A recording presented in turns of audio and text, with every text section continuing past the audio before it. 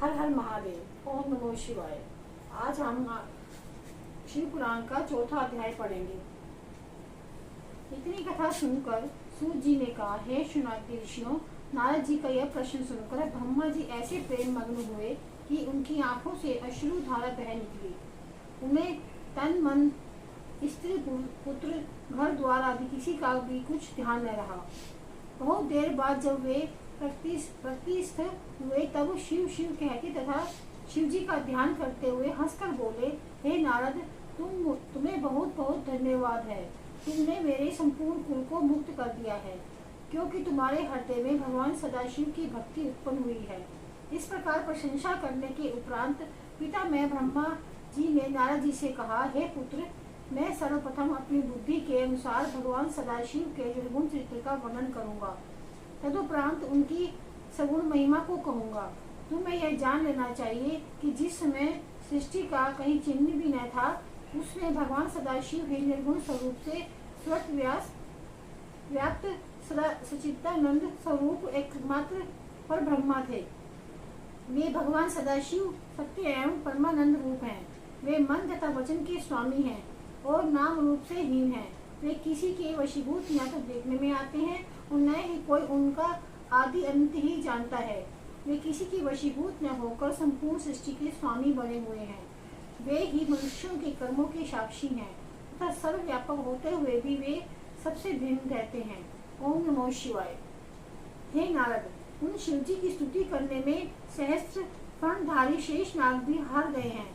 योगी लोग उनका भजन करते हैं, परंतु उनके आदि और अंत को नहीं जान पाते।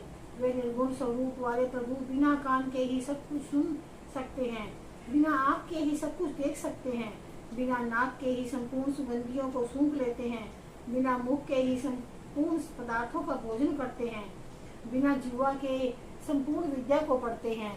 जिन स्वामी की ऐसी विचित्र महिमा है, उनकी स्तुति भला किस प्रकार की जा सकती है। ओम नमो शिवाय। हे नारद, ऐसे निर्गुण स्वरूप भगवान सदाशिव ने जब अपने मन में यह इच्छा की कि हम एक से अनेक हो जाएं, उस समय वे सगुण रूप हो गए। उनके निर्गुण एवं सगुण रूप में कोई अंतर नहीं है। उन्होंने ही विष्णु और ब्रह्मा को उत्पन्न किया है एवं वे ही संपूर्ण प्राणियों में प्रतिष्ठित विराट स्वरूप है।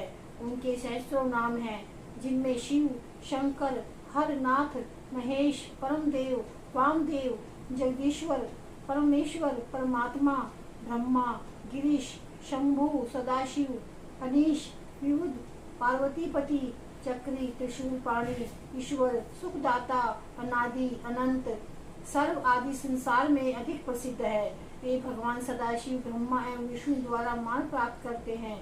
संपूर्ण सृष्टि को उत्पन्न करने वाले, भक्तों को आनंद प्रदान करने वाले वे भगवान उमापति ही सूर्य, चंद्रमा आदि सहस्त्र गुणों से भरी हुई संपूर्ण सृष्टि एवं ब्रह्मा, विष्णु तथा रुद्र के उत्पन्न करता है। इस प्रकार भगवान सदाशिव अपने सहस्त्रों नामों से संपूर्ण लोकों में प्रसिद्ध है। ओम नमो शिवाय। हे नारद, अब तुम उन त्रिशूल पाणी भगवान सदाशिव के उस सगुण स्वरूप का वर्णन सुनो, जिसका स्मरण करने से ही संपूर्ण पाप नष्ट हो जाते हैं। अपने सगुण स्वरूप में वे मस्तक पर जटाजूट एवं गंगा जी को धारण किए हैं। उनके भाल पर चंद्रमा की कला एवं धनुषाकार त्रिपुंड विराजमान है।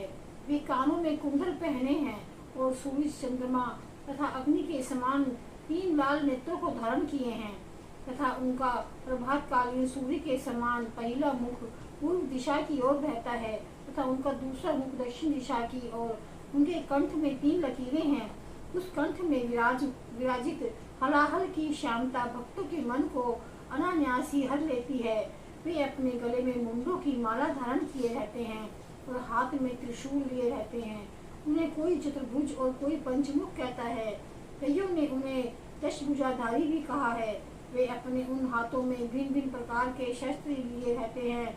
उंगलियां भी कोमल एवं अरुण प्रभायुक्त हैं। ऐसे संपूर्ण कलाधारी भगवान सदाशिव के पवित्र स्वरूप का स्मरण करके बड़े बड़े तपस्वी तथा मुनिजन निश्चल भाव से किया करते हैं। ओम नमो शिवाय। हे नारद, जिस प्रकार शिव जी के अनेकों स्वरूप हैं, उसी प्रकार उनका ध्यान धरने की क्रियाएं भी असंख्य हैं, परंतु उन्हें जानने वाले बहुत कम लोग ही पाए जाते हैं। भगवान सदाशिव की महिमा, स्वरूप तथा नामों की कोई गिनती नहीं हो सकती।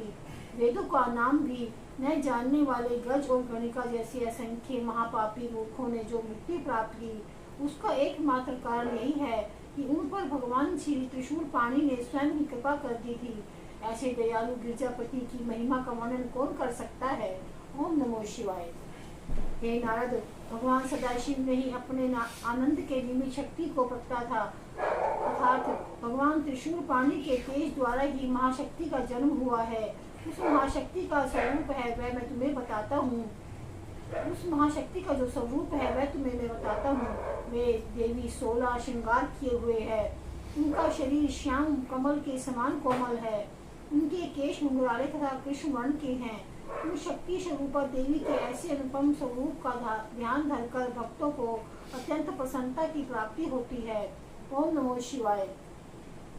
हे नारद, भगवान सदाशिव ने उस परम शक्ति को श्याम रूप में उत्पन्न किया, परंतु अनेकों भक्त उन्हें गोर वर्ण अथवा सोने के समान रंग वाली कहकर उनका स्मरण एवं ध्यान करते हैं। इस संसार में जो कुछ भी दिखाई देता है और जहाँ तक वचन तथा मन की गति है, उन सबको इन आदि शक्ति कृपा से ही उत्पन्न समझना चाहिए। अब हम तुम्हें भगवान सदाशिव के सगुण स्वरूप के गूढ़ चित्रों का वर्णन करते हैं। ओम नमो शिवाय। हे नारद, भगवान सदाशिव को पर ब्रह्मा एवं भगवती उमा को परम शक्ति समझना चाहिए। सर्वप्रथम भगवान सदाशिव ने उमा नाम धारणी उस परम शक्ति के साथ विहार करने के निमित्त एक लोक की रचना की, जिसमें दुख, चिंता, शोक तथा दारिद्र्य का कोई स्थान नहीं है। वह लोक अत्यंत रमणीक, परम विचित्र एवं मनोहर है। उस स्थान को भगवान सदाशिव किसी भी समय नहीं छोड़ते, इसीलिए वह अभिमुक्त कहा जाता है। वह स्थान सृष्टि के संपूर्ण जीवों को आनंद देने वाला होने के कारण आनंदवन के नाम से भी प्रसिद्ध है। वह स्थान सिद्ध रूप, तेज स्वरूप तथा अद्वितीय होने के कारण काशी भी कहलाता है। उस नगर में भगवान सदाशिव ने अपनी इच्छा से एक ऐसे भवन का निर्माण किया जो अनेकों प्रकार के रत्नों से अलंकृत है, जिसमें मोतियों की झाड़ी लटका करती हैं, जहाँ छत्र, विमान आदि असीमित संख्या में रखे हुए हैं। उस लोक अथवा नगर में कल्प वृक्ष के समान मनोविलासा पूर्ण करने वाले सहस्त्रों वृक्ष विद्यमान हैं। उस भवन को भगवान सदाशिव ने अपनी आदि शक्ति सहित सुशोभित किया। उन्होंने परम शक्ति को संबोधित करते हुए कहा, हे प्रिय, यह लोक अत्यंत उत्तम, परम पवित्र एवं प्रसन्नता प्रदान करने वाला है। अतः यह मुझे तथा तुम्हें अत्यंत प्रिय है। यहाँ किसी भी प्रकार के दुख का कभी प्रवेश न हो सकेगा। जो मनुष्य यहाँ पहुँच जाएगा वह नरक के दुखों से मुक्त हो जाएगा। हम इस काशी की जो प्रशंसा करते हैं सो कोई आश्चर्य की बात नहीं है, क्योंकि इसकी स्तुति का वर्णन करने में वेद भी असमर्थ हैं।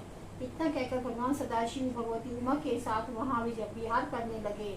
जब उनके हृदय में यह इच्छा उत्पन्न हुई कि हम कोई रचनात्मक कार्य करें, उस समय उन्होंने भगवती उमा से इस प्रकार कहा, हे प्रिय, हम कोई ऐसा काम करना चाहते हैं जिससे हम दोनों को प्रसन्नता की प्राप्ति हो। ओम नमो शिवाय। हर हर महादेव। आज का हम ये अध्याय समाप्त करते हैं। कल हम इससे आगे 5वां अध्याय पढ़ेंगे।